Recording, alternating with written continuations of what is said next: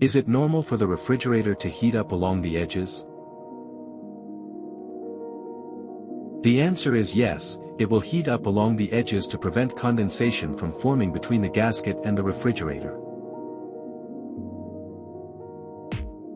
However, the situation is different for the sides.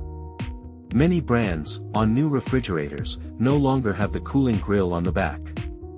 This grill will be integrated into the side casing, which wants heat along the wall.